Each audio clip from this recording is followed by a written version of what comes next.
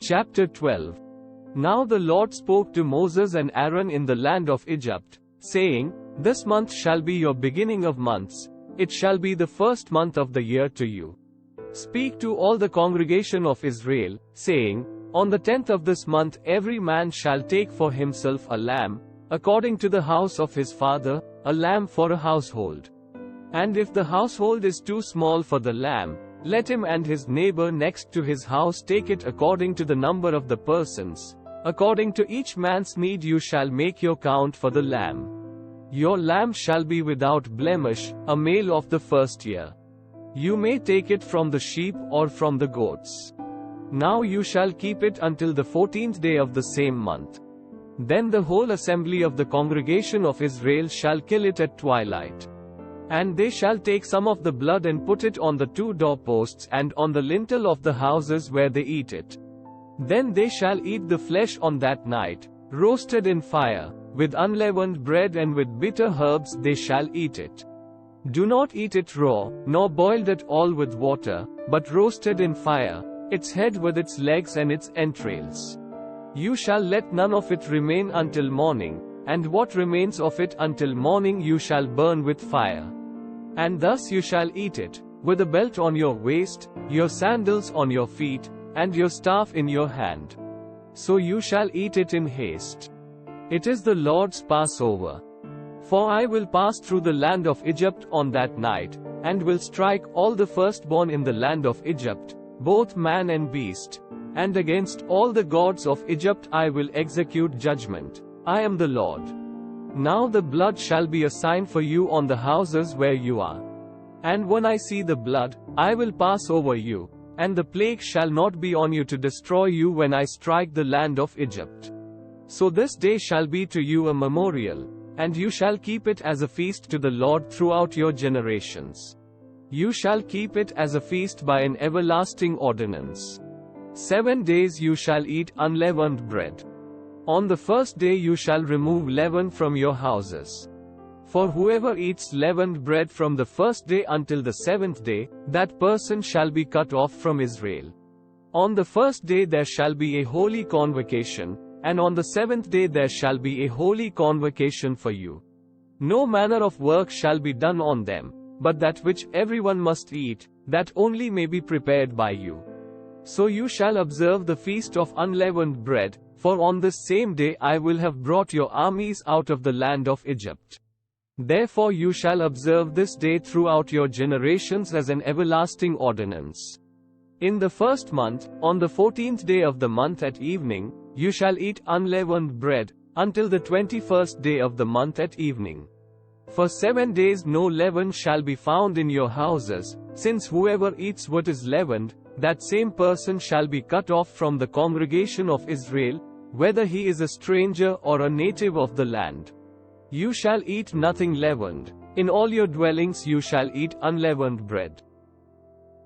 Then Moses called for all the elders of Israel and said to them, Pick out and take lambs for yourselves according to your families, and kill the Passover lamb. And you shall take a bunch of hyssop, dip it in the blood that is in the basin, and strike the lintel and the 2 doorposts with the blood that is in the basin. And none of you shall go out of the door of his house until morning. For the Lord will pass through to strike the Egyptians, and when he sees the blood on the lintel and on the 2 doorposts, the Lord will pass over the door and not allow the destroyer to come into your houses to strike you. And you shall observe this thing as an ordinance for you and your sons forever. It will come to pass when you come to the land which the Lord will give you, just as he promised, that you shall keep this service. And it shall be, when your children say to you, What do you mean by this service? That you shall say, It is the Passover sacrifice of the Lord, who passed over the houses of the children of Israel in Egypt when he struck the Egyptians and delivered our households. So the people bowed their heads and worshipped. Then the children of Israel went away and did so, just as the Lord had commanded Moses and Aaron, so they did. And it came to pass at midnight that the Lord struck all the firstborn in the land of Egypt, from the firstborn of Pharaoh who sat on his throne to the firstborn of the captive who was in the dungeon, and all the firstborn of livestock. So Pharaoh rose in the night, he, all his servants, and all the Egyptians. And there was a great cry in Egypt, for there was not a house where there was not one dead. Then he called for Moses and Aaron by night, and said, Rise, go out from among my people, both you and the children of Israel. And go, serve the Lord as you have said. Also take your flocks and your herds, as you have said, and be gone, and bless me also. And the Egyptians urged the people, that they might send them out of the land in haste. For they said, We shall all be dead.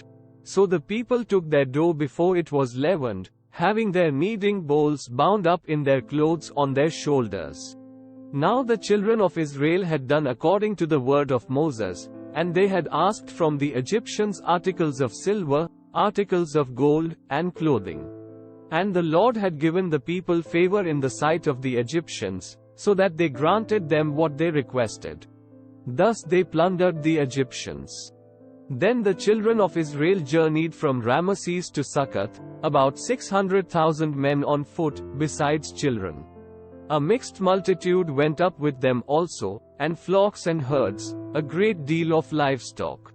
And they baked unleavened cakes of the dough which they had brought out of Egypt, for it was not leavened, because they were driven out of Egypt and could not wait, nor had they prepared provisions for themselves. Now the sojourn of the children of Israel who lived in Egypt was 430 years. And it came to pass at the end of the 430 years, on that very same day, it came to pass that all the armies of the Lord went out from the land of Egypt. It is a night of solemn observance to the Lord for bringing them out of the land of Egypt. This is that night of the Lord, a solemn observance for all the children of Israel throughout their generations.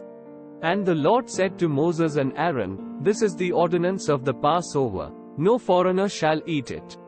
But every man's servant who is bought for money, when you have circumcised him, then he may eat it. A sojourner and a hired servant shall not eat it. In one house it shall be eaten. You shall not carry any of the flesh outside the house, nor shall you break one of its bones. All the congregation of Israel shall keep it.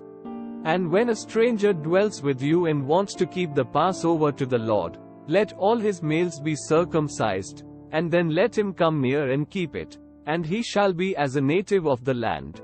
For no uncircumcised person shall eat it. One law shall be for the native born and for the stranger who dwells among you. Thus all the children of Israel did, as the Lord commanded Moses and Aaron, so they did. And it came to pass, on that very same day, that the Lord brought the children of Israel out of the land of Egypt according to their armies. Chapter 13. Then the Lord spoke to Moses, saying, Consecrate to me all the firstborn, whatever opens the womb among the children of Israel, both of man and beast, it is mine. And Moses said to the people, Remember this day in which you went out of Egypt, out of the house of bondage, for by strength of hand the Lord brought you out of this place. No leavened bread shall be eaten. On this day you are going out, in the month Abib. And it shall be, when the Lord brings you into the land of the Canaanites and the Hittites and the Amorites and the Hivites and the Jebusites, which he swore to your fathers to give you, a land flowing with milk and honey, that you shall keep this service in this month. 7 days you shall eat unleavened bread, and on the 7th day there shall be a feast to the Lord. Unleavened bread shall be eaten 7 days. And no leavened bread shall be seen among you, nor shall leaven be seen among you in all your quarters.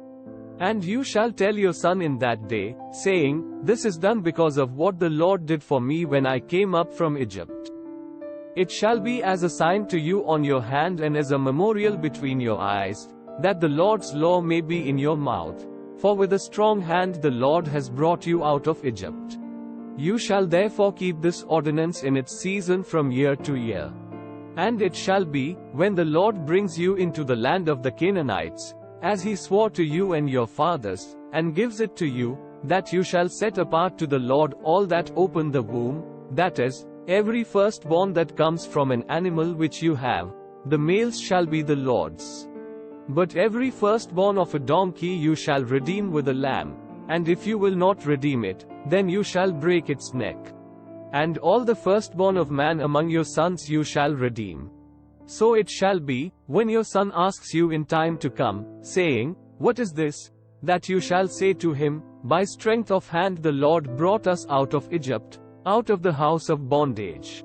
And it came to pass, when Pharaoh was stubborn about letting us go, that the Lord killed all the firstborn in the land of Egypt, both the firstborn of man and the firstborn of beast. Therefore I sacrifice to the Lord all males that open the womb, but all the firstborn of my sons I redeem. It shall be as a sign on your hand and as frontlets between your eyes, for by strength of hand the Lord brought us out of Egypt. Then it came to pass, when Pharaoh had let the people go, that God did not lead them by way of the land of the Philistines, although that was near, for God said, Lest perhaps the people change their minds when they see war, and return to Egypt. So God led the people around by way of the wilderness of the Red Sea. And the children of Israel went up in orderly ranks out of the land of Egypt. And Moses took the bones of Joseph with him, for he had placed the children of Israel under solemn oath, saying, God will surely visit you, and you shall carry up my bones from here with you. So they took their journey from Succoth and camped in Etham at the edge of the wilderness. And the Lord went before them by day in a pillar of cloud to lead the way, and by night in a pillar of fire to give them light, so as to go by day and night. He did not take away the pillar of cloud by day or the pillar of fire by night from before the people. Chapter 14. Now the Lord spoke to Moses, saying, Speak to the children of Israel, that they turn and camp before Pi-hahiroth, between Migdol and the sea, opposite Baal-zephon. You shall camp before it by the sea. For Pharaoh will say of the children of Israel, They are bewildered by the land, the wilderness has closed them in. Then I will harden Pharaoh's heart, so that he will pursue them, and I will gain honor over Pharaoh and over all his army, that the Egyptians may know that I am the Lord. And they did so. Now it was told the king of Egypt that the people had fled, and the heart of Pharaoh and his servants was turned against the people. And they said, Why have we done this, that we have let Israel go from serving us? So he made ready his chariot and took his people with him. Also, he took 600 choice chariots, and all the chariots of Egypt with captains over every one of them. And the Lord hardened the heart of Pharaoh king of Egypt, and he pursued the children of Israel, and the children of Israel went out with boldness.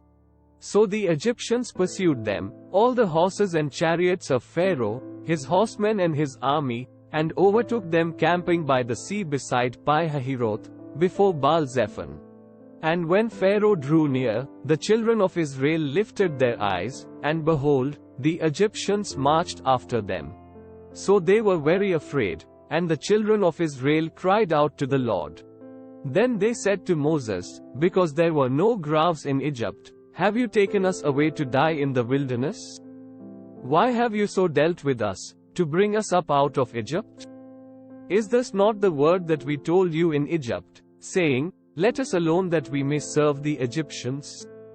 For it would have been better for us to serve the Egyptians than that we should die in the wilderness. And Moses said to the people, Do not be afraid. Stand still, and see the salvation of the Lord, which he will accomplish for you today. For the Egyptians whom you see today, you shall see again no more forever. The Lord will fight for you, and you shall hold your peace. And the Lord said to Moses, Why do you cry to me? Tell the children of Israel to go forward. But lift up your rod, and stretch out your hand over the sea and divide it. And the children of Israel shall go on dry ground through the midst of the sea. And I indeed will harden the hearts of the Egyptians, and they shall follow them.